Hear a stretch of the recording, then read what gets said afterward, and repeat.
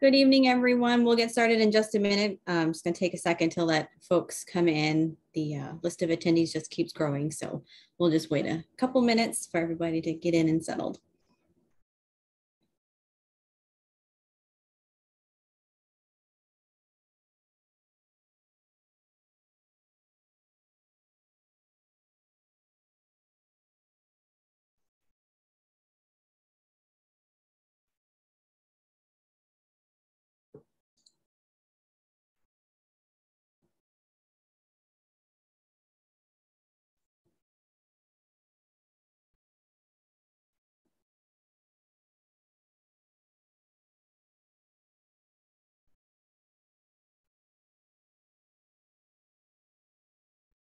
All right, we'll go ahead and get started.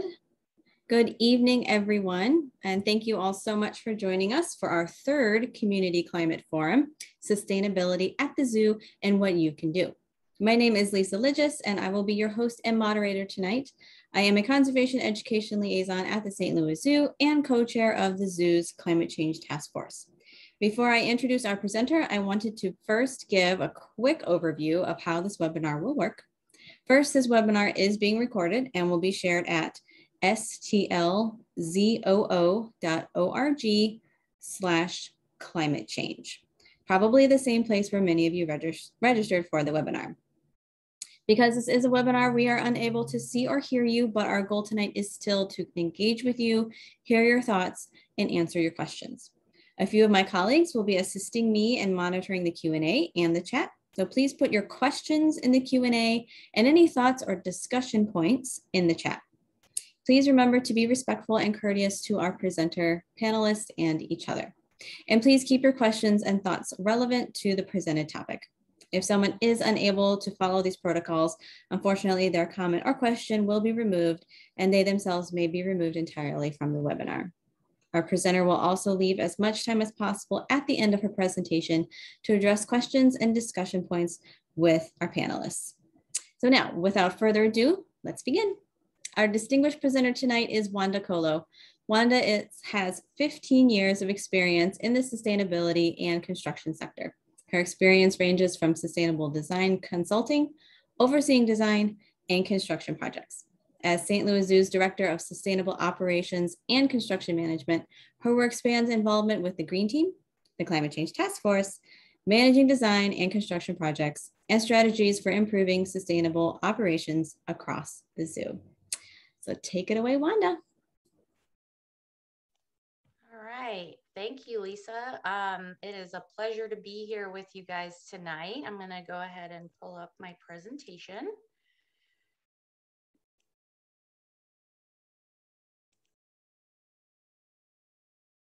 All right. Hopefully everybody can see that okay. You're good. All right. Is it full screen? Not yet. And okay, we've had one thing in the chat about either closed captioning or making a transcript available. Lisa, do we have that capability? We do not have closed captioning, but we can make the transcript available on the website with the recording. Okay, well, we'll go ahead and get started then. And we will be checking the chat throughout the presentation. So we'll have some opportunities to let you guys ask questions as we go, and then we'll have time for questions at the end as well. So what do we mean when we're talking about sustainability?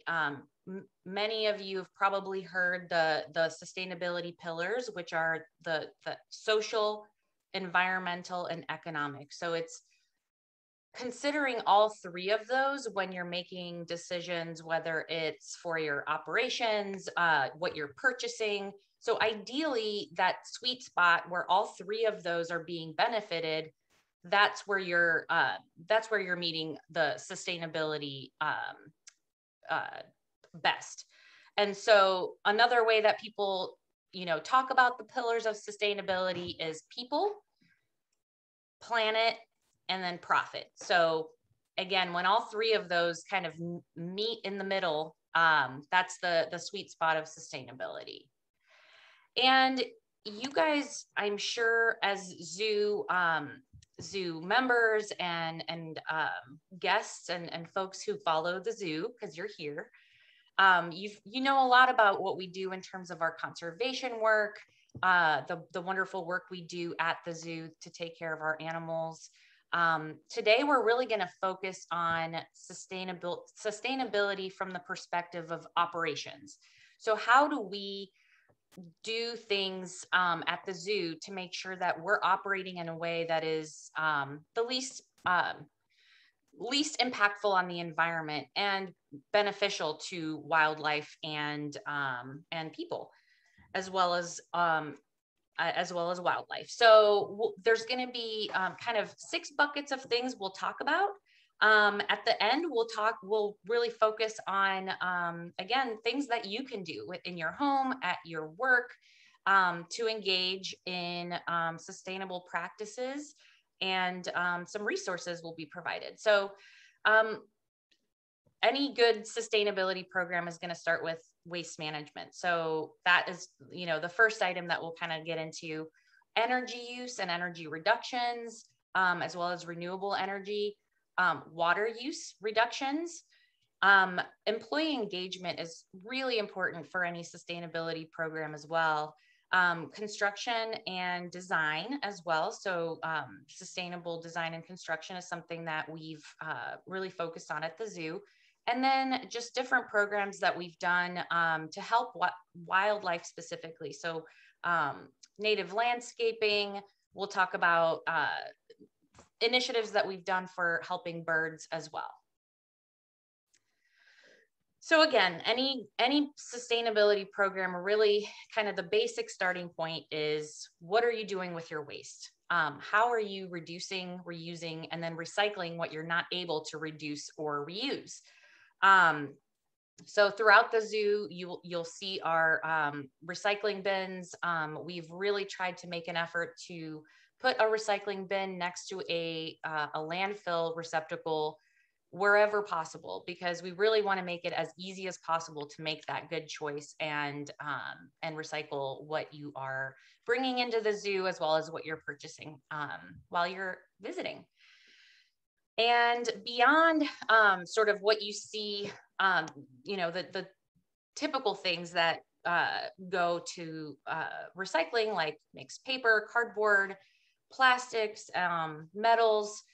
We also have a really big program to try to divert as much waste as we can in other areas. So things like electronics waste, holiday lights. We do recycle our own holiday lights from things like Boo at the Zoo and Wild Lights. And we've also, throughout the past, have had drop-off locations so that people could bring their holiday lights that no longer work.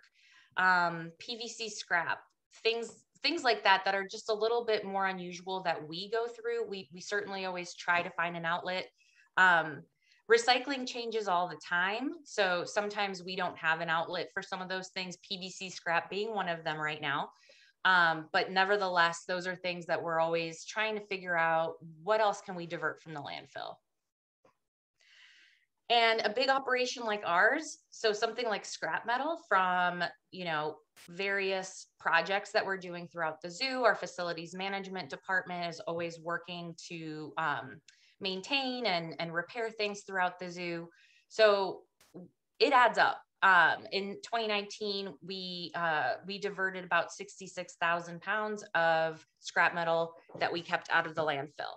And this particular item is also something that recoups a little bit of money. It's not big dollars, but it recoups a little bit of money for our operations too. Light bulb recycling, that's something that we do throughout our grounds. So all departments collect their bulbs, which get picked up by our distribution, and then they get sent off to be recycled. There are some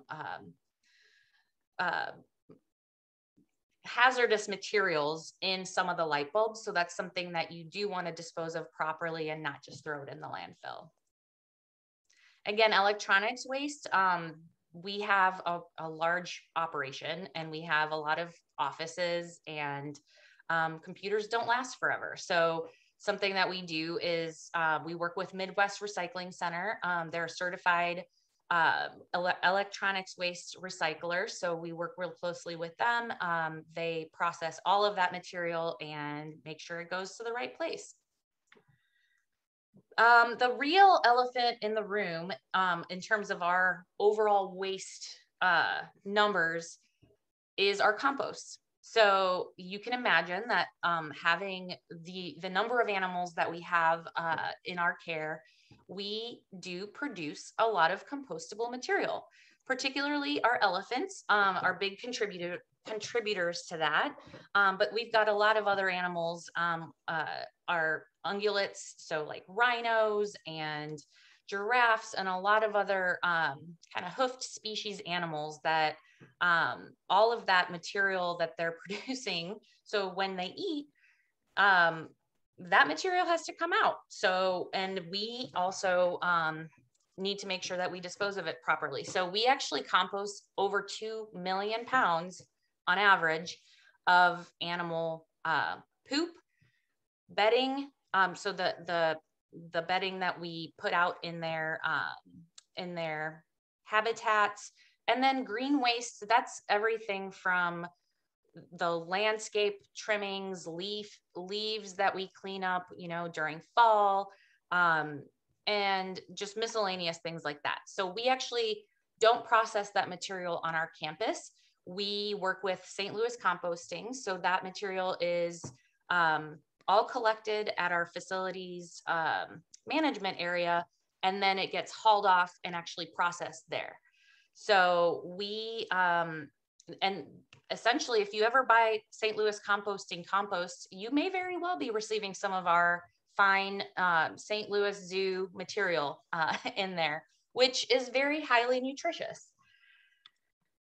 As far as our food and beverage department, we also started doing some composting there, which I'll talk about in a moment. But before we really could get into composting materials in our restaurants, we really needed to focus on what we're serving with. So we made a huge effort to eliminate things like plastic as much as we could, and go to compostable material. Something the zoo did a long time ago. I'm not even sure when exactly this happened, but we eliminated plastic straws, plastic lids.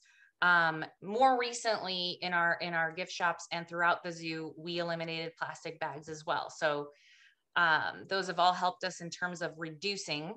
And then going to compostable materials has allowed us to start a food composting program, which we did in March of 2014. We actually started our composting program in our restaurants.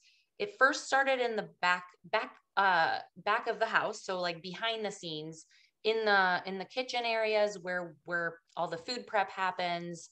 That was a much easier location to start our program, because really all the material that was coming out of that was just food waste. So scraps from preparing food and things like that.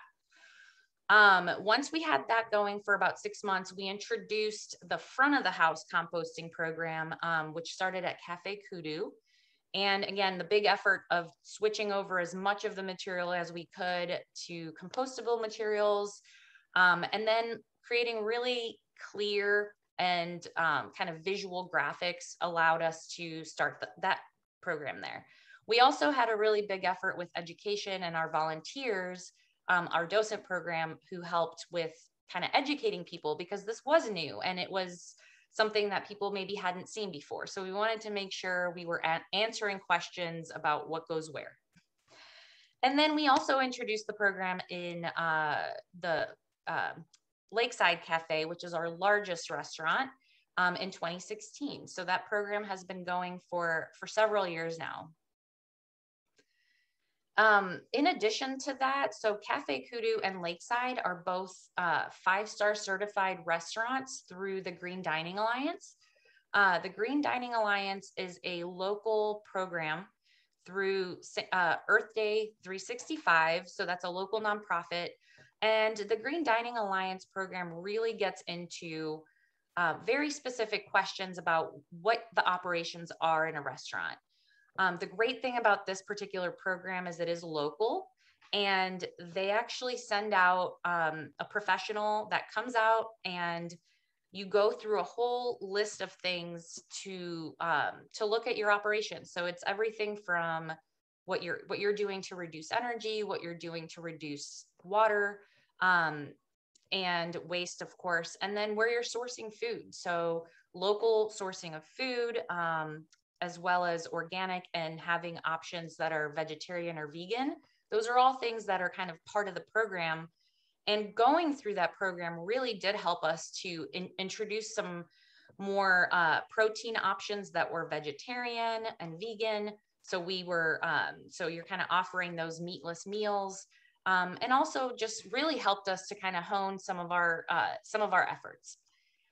And we were able to get to purchase the bins that we use, the composting, recycle, and landfill bins, through a grant through the St. Louis Jefferson Solid Waste Management District.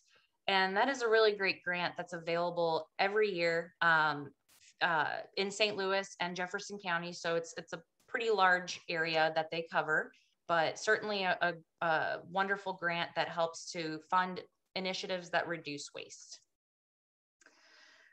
So in total, when we're looking at our overall operations, we divert about 50% of our waste from landfill. You know, again, those are things that change from year to year. And of course, 2020, with the pandemic, that has created some additional challenges for us in terms of what kind of things we're serving on. You know, there's a little bit more concern about covering food and things like that. So we've been dealing with those challenges, but nevertheless, I think our efforts are quite good, and yeah, we'll just continue to improving them as we go. And now I'll just take a little breather before we move on and see if there are any questions. Or we do have a question, Wanda. Oh, okay. And it's as perfect of what the slide you're on. Pat would like to know that according to the Plastic Pollution Coalition, only 9% of what we recycle actually gets recycled. Thoughts? Yeah, it's a pretty bewildering number. That has been found to be the case, that a lot of the material that is recyclable does not end up being recycled. And that, I think, has a lot, I don't know that the 9% number is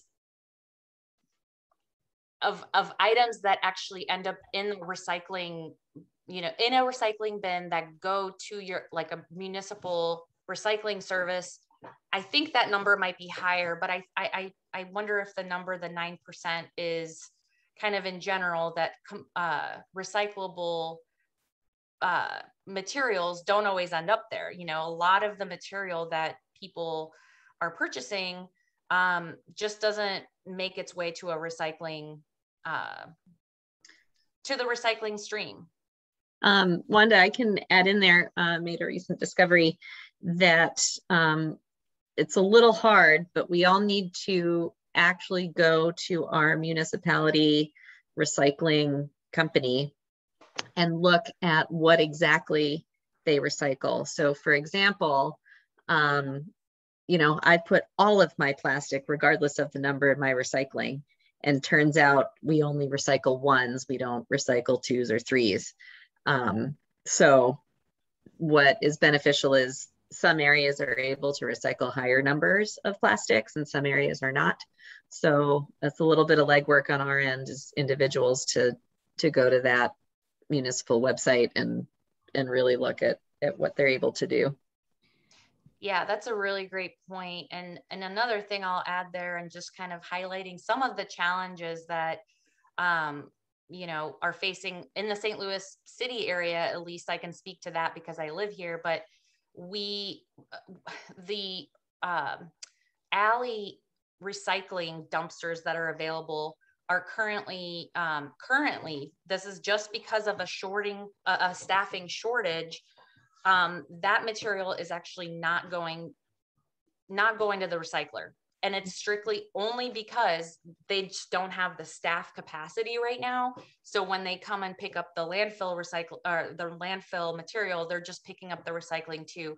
So if you want to make sure that your recycling is getting to a recycler and actually getting processed correctly, the best thing to do is look up on the St. Louis City website. They have a bunch of locations where you can drop off your recycling. In the meantime, again, hopefully this is something that gets resolved quickly, but those are just some examples of like the fluctuations of the recycling world. Yeah. Yeah. It would be interesting. Oh, sorry, Hannah. No, go ahead, Lisa.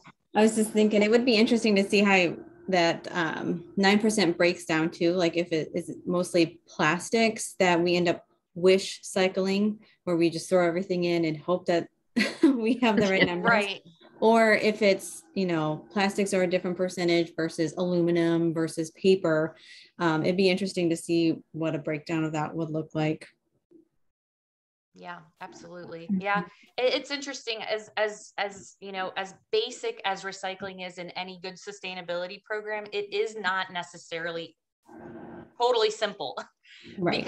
Because a lot of recycling is also very much dependent on the supply chains and what is kind of being purchased by people who reuse that recycled plastic, and those things change. And yeah, so it's kind of just staying on top of what the latest is. But nevertheless, I think going back to the original question, you know, we could certainly as a whole society be doing much better in terms of diverting that waste that is recyclable. Thank you, Wanda. We've got one or two more questions, more about clarification that Michael wants to know about herbivore waste is being recycled, or for us, that would be composted, which is natural recycling, I suppose you could say, organic recycling, and that the carnivore waste then is landfill material. That is a really great question, and I didn't get into that, but yes. So we're not currently able to compost our carnivore, our primate, and then also the waste that comes out of the herpetarium. And the reason for that is those animals tend to have potential pathogens that are killed at a higher temperature than what the commercial compost facilities get to, or at least the way that, because where we send it, which is St. Louis Composting, they do an open windrow system, and it does get pretty hot. I can't remember exactly what the temperature is. I think it gets to like 160 degrees when it's like really, really cooking. You can cook an egg. Yeah, right. Yes, you can. Absolutely. And so it does get hot, but there are some pathogens that need an even higher temperature. And just because, you know, we want to be responsible, and we don't want to potentially send anything like that to the composter, we don't. That material goes to the landfill at this time. I will say that there are biodigesters that could process that material. We don't have one right now. There are a handful of zoos that either have at this point or are in the development stages of getting biodigesters, which essentially kind of cook the material even more to a higher temperature. Then you're able to divert that waste as well. So who knows, maybe in the future we will be able to do something like that at the zoo. Right now, we don't have that capability. Okay. Thanks, Wanda. We've got two more questions, one of which is probably better served to Lisa, and I don't know if you will be able to answer this, but Michael also would like to know what percentage of herbivores to carnivores we have at the zoo. I don't know the numbers off the top of my head, but we definitely have more herbivores Yeah. than, at least in the mammal world, we Yeah. definitely have more herbivores than carnivores. So the herbivores are creating a significantly larger amount of waste than the carnivores are. Not to mention the herbivores are fairly large. Elephants, Yes. giraffes. Yeah, Well, yeah, we've got the big like five. We've got elephants, rhinos, hippos, and giraffes. So yeah. And then Mary has a question about grocery stores have plastic collection bins for their customers. I know they've had them for plastic bags, for example. Are they actually being recycled? And and because I know there's been some changes over the years about that. yeah. Any ideas? Well, that is a great question. And I wish I knew the like very latest information on that, because yes, that has been something that changed. I know during COVID, there were several of the local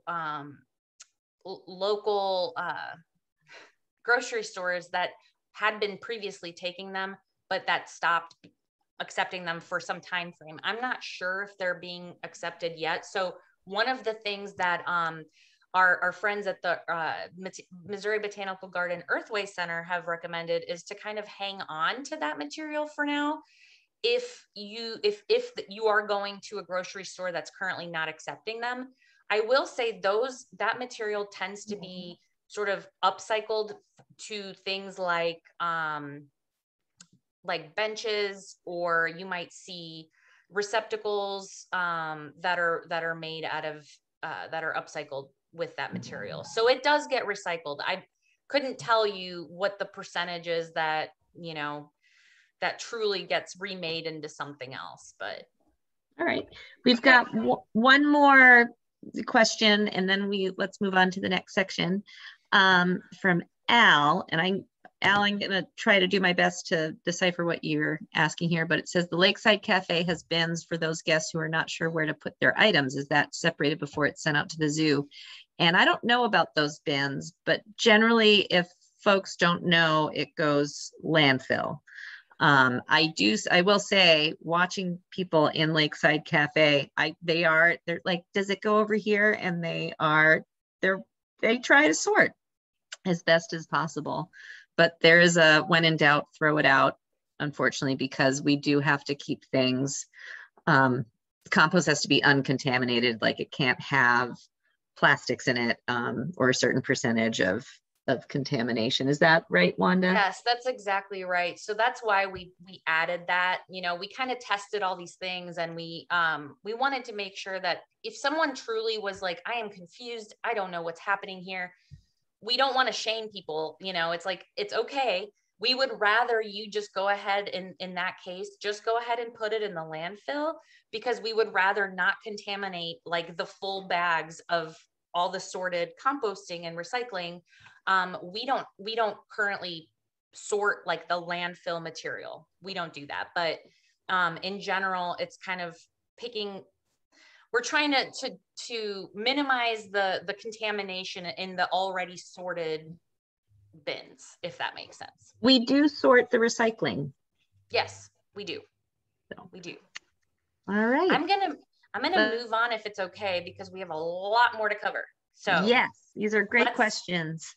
Really great questions. And honestly, will save, I'll just add this. We're going to pause sort of in between sections here. So if you all want to hold on to your questions until we take a pause, they may get answered as we go. Okay. So one of the things that we don't include that in this particular waste in our total numbers, because those are kind of our operating numbers. When I say the 50%, the zoo does require construction and demolition recycling on all of our projects. So that is a totally different type of waste, and it goes to totally different, facilities that actually process that material. But things like concrete, things like steel,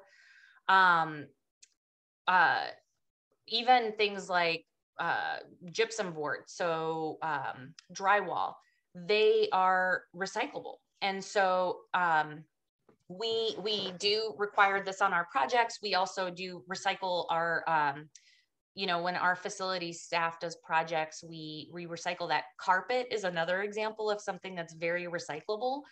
And they actually make new carpet out of it. So there's a lot of companies that are doing that. So we try our best to divert as much as we can of that material from landfill as well. And that kind of brings us to sustainable design and construction. So I'll just touch on this a little bit. We at the zoo, we've got two U.S. Green Building Council LEED certified buildings. So we, LEED stands for Leadership in Energy and Environmental Design. The pictures that you're seeing here are of our Orthwain Animal Nutrition Center. And that was built in 2007, 2008, and it's LEED certified silver. And what that means is that it's a rating system that, again, it's quite rigorous in terms of proving and kind of showing with all kinds of backup, whether it's drawings, your designs, and also throughout the whole construction process, whether you meet whatever level of LEED that you're going for. So in our case, we got the silver rating on this building, and you could see the white roof on there. And then we also have it's a 4,500 square foot green roof on that building, which not only keeps the building insulated and keeps it, you know, the energy use down, but it's also planted with native plants. So it actually doubles as a source for, you know, pollinators and wildlife in the area. It also helps with water runoff because it allows that water to get absorbed there with the plants. One of the really interesting things about this particular building is it's got a fabulous lighting. So like you can go into this building and a lot of times the office lights are not even on at all because there's, you know, this wall of glass, of windows, really great views to the outdoors. So those are all really great beneficial things for, you know, staff, just from like a health and wellness perspective. And again, energy, we're able to not use our lights on. But what we learned at this building is that birds were actually hitting the glass windows there because, as you can see in the before we treated the windows, the trees are really like, it just kind of looks almost like you could fly right into a tree, but it's really just a reflection. Birds don't understand glass. They don't understand that window frames mean this is not actually clear. And so it's actually a really big problem around the world where birds will run into windows, and sometimes they're okay and they can fly off, but it does kill a lot of birds throughout the world. So there's some estimate that between 300 million and 1 billion birds run into windows in the US alone each year. So it's a problem. And so, of course, we're the zoo, we're concerned. So we actually, the zoo designed a pattern that is like an application that we can, kind of like a vinyl application, like window tinting, sort of similar to that, that we were able to apply there. And it's since worked really, really well to just reduce. I'm not sure if we get any at this point. That is something that we track really closely at the zoo. So whenever there's anybody notices a window strike, we have a whole protocol about how that gets reported. It goes to the bird department. It gets us, we log it. And then again, that gives us that data so we know which windows are problem areas. But that's worked out really well. And actually, we were able to work with the American Bird Conservancy. We sent our design to them. They're kind of the go-to people that do all kinds of the studies on various solutions to glass, and it tested really well. I don't remember the exact score that we got, but it rated really well, and we've known that kind of from our own data collection, and anecdotally we've had pretty much eliminated window strikes where we've applied that, but something that's really interesting and just an important problem to know about. We'll get into energy reduction. I guess we do have quite a few more slides to go, Hannah. So I'm going to say, are there any questions that are, maybe if we want to do like a quick one? Yeah, as of right now, there are no questions, but if we can wait just a minute for people to enter them, if they do have any, that would be great, because I did sort of ask folks to wait until now.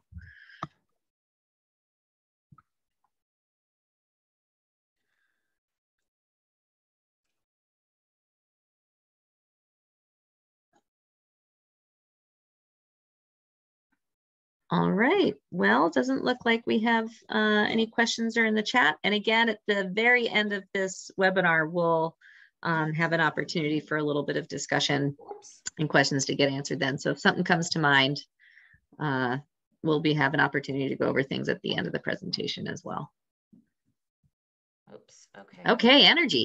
I'm getting ahead of myself. Okay. So energy, another biggie for our operations. So really important to understand what our energy use is and then engage across the board. So I started with this stickers that we made available and that we've put up all over our campus in areas where there's, you know, lights with switches on them in offices or spaces. And it's really just like a friendly reminder to people that when you're leaving the room for, you know, let's say you're going to a meeting for 30 minutes, you can turn your light off. I mean, it does add up when we're looking at a whole big campus like that. And I know that, you know, from talking to people, they really do help remind people to do that. We have done a lot around lighting replacements. So that is kind of a low hanging fruit, I would say. And there are some really fabulous rebates from Ameren. So if you work in an office, if you own a business, you know, working at an organization, there's a lot of rebates that are really commercial specific.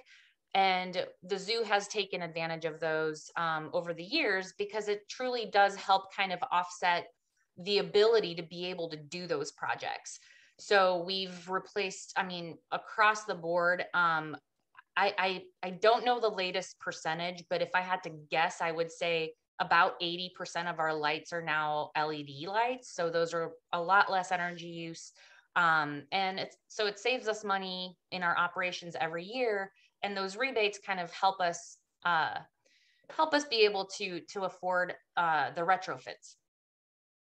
We've done a lot around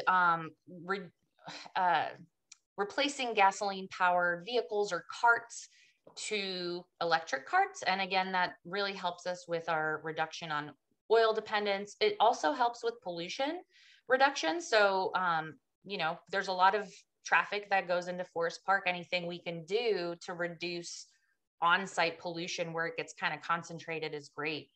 And it also reduces our costs. So electric vehicles are a lot less expensive to maintain. You don't have oil changes. You don't have certain moving parts that need to be replaced and maintained all the time. So it's sort of a win-win in that way. And again, yeah, that economic and that environmental benefit there. And human, because again, you're reducing the pollution. So that's kind of an example of the sweet spot. We've installed electric vehicle chargers for our guests as well. So we received a funding from Ameren a few years ago to install 2 dual chargers. And again, it's really just like an incentive. It's available for free. It sort of just incentivizes the ownership of an electric vehicle. And hopefully we'll start seeing a whole lot more chargers being installed around that help really push people to being able to have electric vehicles as their main transportation. And then the other photo here, the parking reserved, we do have parking spots that are reserved for low emitting and fuel efficient vehicles. Again, and these are all like prime parking spots, as close as you can get. And again, it's really just sort of rewarding and incentivizing that behavior and those choices. We've been able to install some renewable energy on our campus. I would love to get a whole lot more. And keeping my fingers crossed, going forward, we'll get funding and prices of panels will continue to decrease. But we did our first solar panel installation is at the south entrance. You could see it when you're coming down the ramp. And that was actually a partnership and a donation with Straight Up Solar. They're a great local company that does that is a solar panel installer. And so that system is about 31 kilowatt hours, and it essentially runs our gift shop. The other panel installation that we've had since is the Williams family solar canopy. And it's really quite striking and beautiful, but also helps us to produce enough energy to essentially run the gift shop there. So it's a new project that was built. That is our most recent LEED Silver certified project.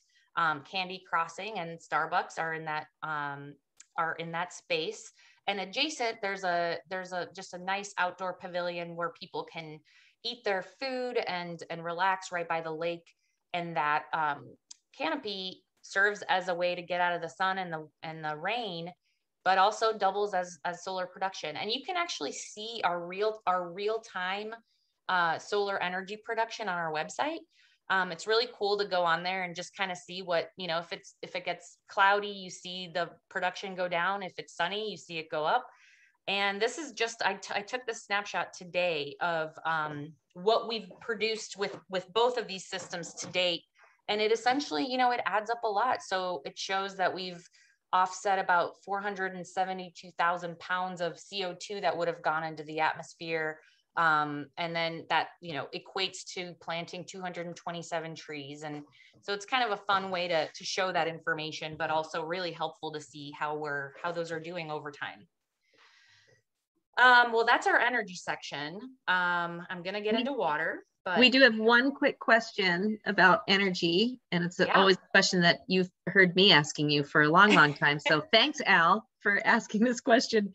He would like to know, are there plans for getting additional charging stations? We have 4 in the south lot, and it would be amazing to see them in the north lot and at other places as well. And I know those charging stations originally were a grant a long time ago.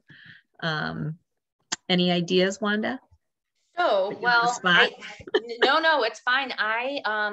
There's actually an awesome incentive right now that Ameren has that is paying for 50%, and this is commercial properties, so it's not available to residential, but they'll pay for up to 50% of your installed cost of chargers.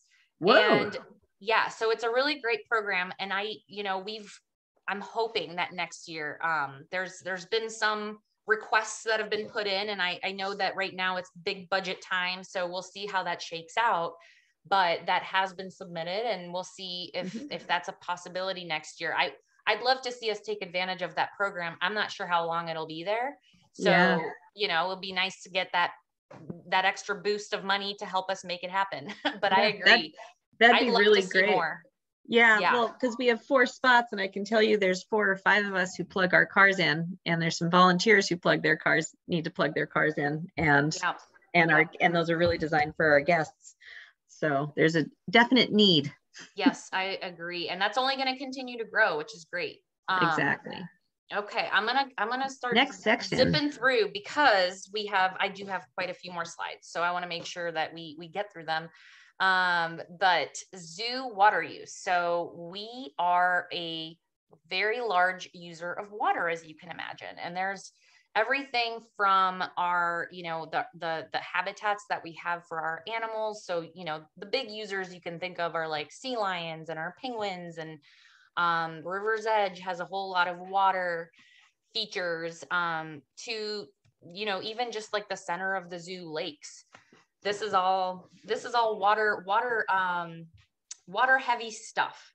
But I will say that this is an area in our sustainability journey that we've really made a lot of progress, which I'll tell you guys a little bit about. But starts with simple stuff like water efficient fixtures. So we've got water efficient fixtures throughout our bathrooms, throughout the zoo.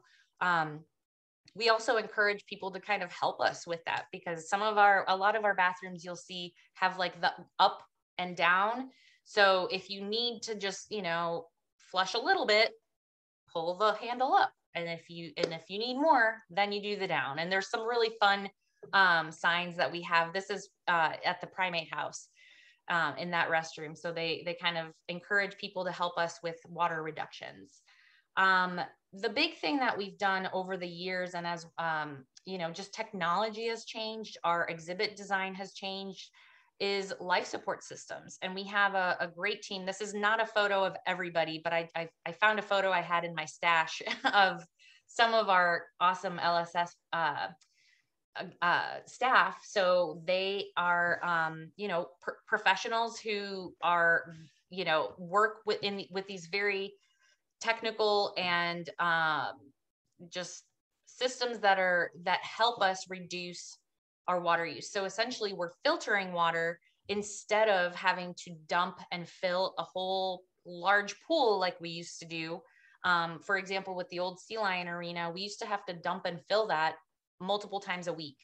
And it's, we're talking hundreds, thousands of gallons every week. And so just going to the LSS systems has really helped us reduce water use. We've done things like repairing leaks. We installed a tremendous amount of water meters, which I'll kind of go through in a little bit here. And again, just encouraging behavior changes. So encouraging our staff to think about when they're doing various activities in their areas, can they do without water? Do you need to hose that down, or could you maybe sweep it up? We've installed water meters, like I mentioned, and here's a couple examples of our water meters. These two went into the Penguin House. And one of these is for the saltwater pool water, and one of them is for the rest of the building for, just all the other uses throughout the building. So we were able to basically drill down our meters to exhibit level or building level, so that we could pull up exactly like, what is this area using in terms of water, so we can make changes and we can actually see if there is some sort of a problem that needs to be fixed. So here again, it's just another image of it actually being of it actually installed here. The other great thing about, and I'll just say this about going back to the life support systems, is what's really great is that it allows the animals to have great water quality, like top water quality all the time, because you're constantly filtering that water. So it is certainly a water reduction thing, but it's also really beneficial for the welfare of our animals too. Irrigation, kind of, one of those things that we've put rain sensors on those, so that if it is on automatic controls, but if it's raining outside and just because it's 7 o'clock and it's said to turn on, maybe it shouldn't be on because there's already rain out there. So those kinds of things have helped us reduce the amount of water that we use. And last year we installed 25 water meters just on our irrigation lines. So now we have a full year of data of just irrigation water used on campus. And that's something that we track quarterly. So we're able to really get that information and make changes. The really neat thing too is that we have our electric meters and our water meters. Not all of the water meters, but many we actually have connected to our building automation systems. And there's a platform that we're able to use that you can pull up essentially information in essentially real time. So you can see, oh, okay, I want to look at this specific building. And that's that's actually the next slide here. So you can pull a report. I want to see the birdhouse. I want to see what water use is there. And you want to see it between these time frames. So you can actually pull information in a more detailed way. And so again, I said I would share our reduction efforts. We have been able to reduce our water use in well, it's more than 10 years now, but since between 2005 and 2019, that's what this data shows here. We reduced our water consumption like on the whole campus by 70%. And those numbers have still continued to come down. I just need to get my slides updated. But so in total, what is that, like the time frame that we're showing here has saved us 2.5 billion gallons, which is crazy to think about. And that's also a really big money savings for the zoo too, because so combined over that time frame, it saved us over $10 million because we pay for both of our water use, which is actually quite cheap, and our sewer bills are actually connected to our water use. So we kind of save on both bills if we reduce water consumption. Any questions out there, Hannah? Nope. Keep going. And I keep going. So again, one of the things we do a lot at the zoo is engaging our employees. So alternative transportation and kind of encouraging staff to, if they can, use alternative transportation to get to work. We've got some incentivized programs. So we've got reduced Metro Transit passes for staff, rideshare programs. So that's a program that the zoo participates in that helps people get carpool connections. They help us coordinate with other people who might be traveling to like a nearby location. There's the Citizens for Modern Transit Guaranteed Ride Home program that helps people get a cab ride if they do take public transit and offset some of that cost. And then we do car-free challenges throughout the year where we incentivize kind of certain months that we really incentivize that we have prizes. We also do either, once or twice a year, we'll do free bike tune-ups to kind of just be that additional incentive to get people to ride their bikes. That's also a health and wellness thing. So it sort of hits on all those good check marks. In terms of staff engagement, we also do eco challenges and we do various volunteering throughout the year. And this really runs the gamut from, like, in some of these photos are, we had a electronics recycling event that we opened to all of our zoo employees and volunteers. We've done a lot around litter pickups and stream cleanups. The photo at the bottom there is people at the St. Louis Green Business Challenge event, which I'll talk a little bit more about in a moment, but that's at the annual award ceremony. I certainly want to mention that there's a whole lot of people, throughout the zoo that are helping work on these initiatives. So we've got the green team. We also have a climate change task force, soon to become committee, and then palm oil task force. And there's overlap here, of course, because they all kind of work together. But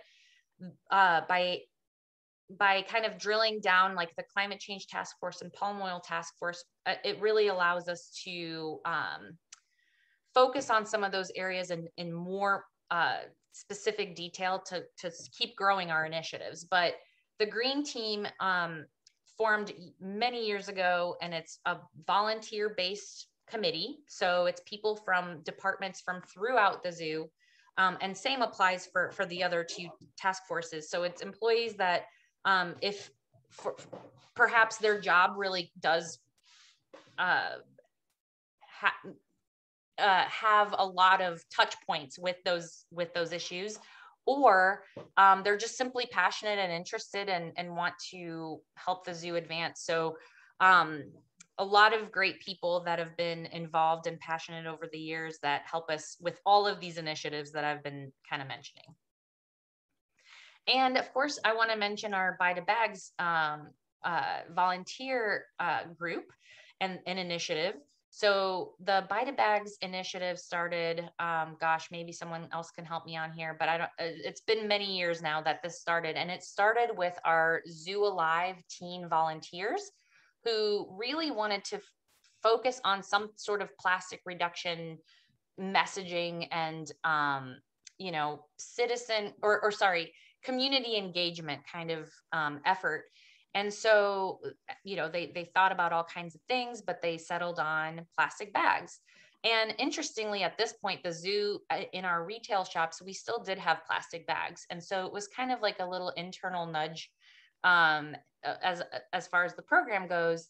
But this program is, it started with the teens, and it continues to this day. They've sort of kept growing it and kept morphing it a little bit. I think now there's, we're doing some different things to, for people that are re-signing their pledges, but it really just encourages guests and our own staff and just anyone really to take a pledge to switch to reusable bags and not use plastic bags. And it's been really successful. And yeah, we've had over almost 14,000 pledges as of the summer in August. So it's a really great program, and the teens are really passionate about it.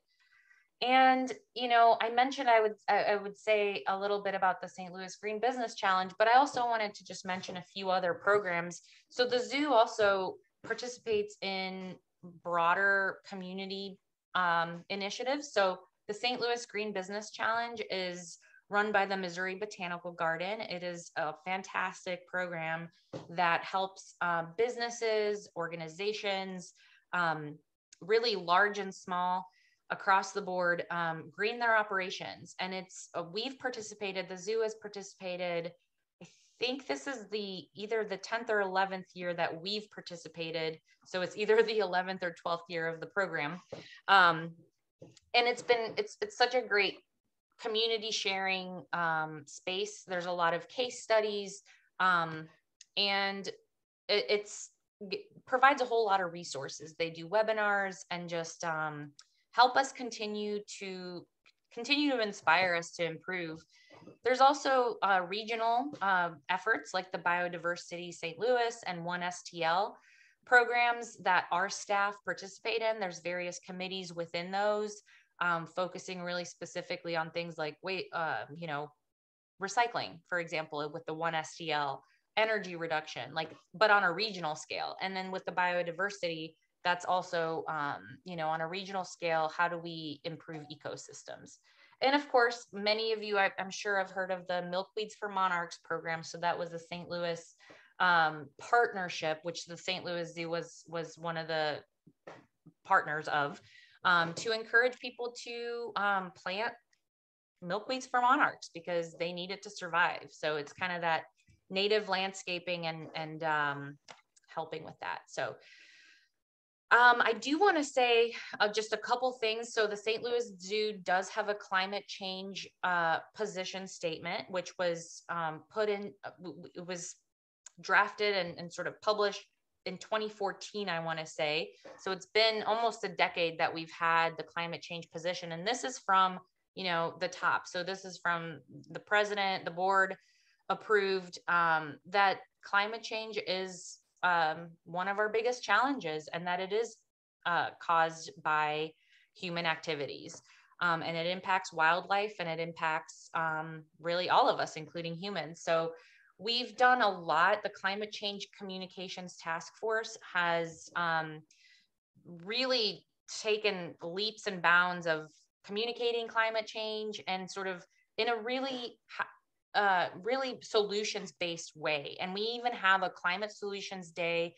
It's now been several years, 3 or 4 years that we've had it. And it's towards the end of September every year on a Sunday. I think it's the last Sunday in September. So keep an eye out for that. It's been on grounds in the last year. It's been virtual. So, but there were many great webinars that you can find on our website that covered, you know, the gamut of organizations that are locally working on solutions that help mitigate climate change.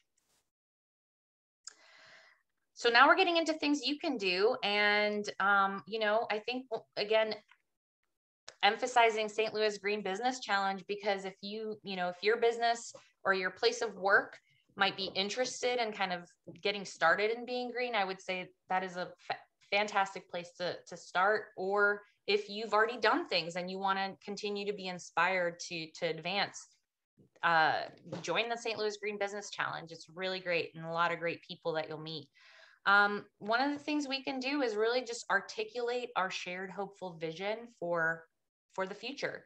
So think about your sphere of influence, where you work, where you maybe, where your kids go to school, in your community, in your place of worship. Those are all places that you can engage on these things. And oh, guys, I don't know. I think I do have quite a few more slides. So I'm going to just pause here for a second. Right now, we don't have any questions or anything in the chat, and we are right at 6:30. Right at time. So oh boy. Yeah, we're right at time, Wanda, but I'm wondering if there is anything else in the solutions realm before we have to go. Anything else that you really think, because I know the idea of moving beyond, each individual solution to these bigger community solutions. So the zoo kind of represents a community, right? So we just shared all of these communities type solutions that the zoo engages in. So were there any other ones that you think translate really well to communities that our attendees could belong to? Oh boy. Well, again, I think it starts with, I think reaching out to something like the St. Louis Green Business Challenge or a local similar organization like that will actually be a great opportunity to connect people to all, like a gamut of organizations that are working throughout the region. Like One STL, that actually is an organization that is regional. So it's in Illinois as well as St. Louis area. And that is something that you don't have to be with a business to join some of their committees. And they are working on regional solutions. So it's like they're trying to think of ways to, how do we push the needle on all these different categories and topics like waste and water and energy, all these things, but on a community scale. Right. And I know when you share all of this and what the zoo's doing, it always makes me think of or just really realizing just how many different ways there are to reduce waste, to recycle, to upcycle, just seeing what we do really makes me realize all these things that you could be doing on an individual basis, but then can also expand to your community, whatever that might look like. And just to add to that, Lisa, the zoo is a great place to show what's possible and what to maybe look for in your area as you're searching around for places. We are not at all perfect. How great would it be could we all just flipped a switch and was 100% green? We're an old institution, and I'm sure anybody who's had to renovate an old house knows how long it can take, and you do it in sections and pieces. And it's really exciting that we're able to share our story and our journey to be as green as possible. The other thing I'd like to point out is I'm not from St. Louis, and when I first moved here, I just did a simple internet search for sustainability and green projects in St. Louis in the area. And St. Louis has a ton of stuff available that you either can currently get involved with or find examples of how to get involved in your own community or start your own thing. We had one question that belonged in the chat, which was from Al saying, "Thank you, this was so great presentation." And that looks like what's coming through the chat as well. Yeah. Hey, you guys, it's Frank. Hey, Frank. Can you hear me? Yes. Yeah, I also want to, it seems like there's sometimes a new restaurant, small restaurants opening up, maybe 1 or 2 a week, throughout the St. Louis area. And if those restaurants could look into the Green Dining Alliance and see if they can give them some tips on being more sustainable and joining the Green Dining Alliance. I'm not sure the total number of restaurants in that alliance, but it seems like there's a new restaurant opening up, maybe 1 or 2 a week sometimes. So they could look into the Green Dining Alliance and see what advantages those new restaurants could take from joining that group.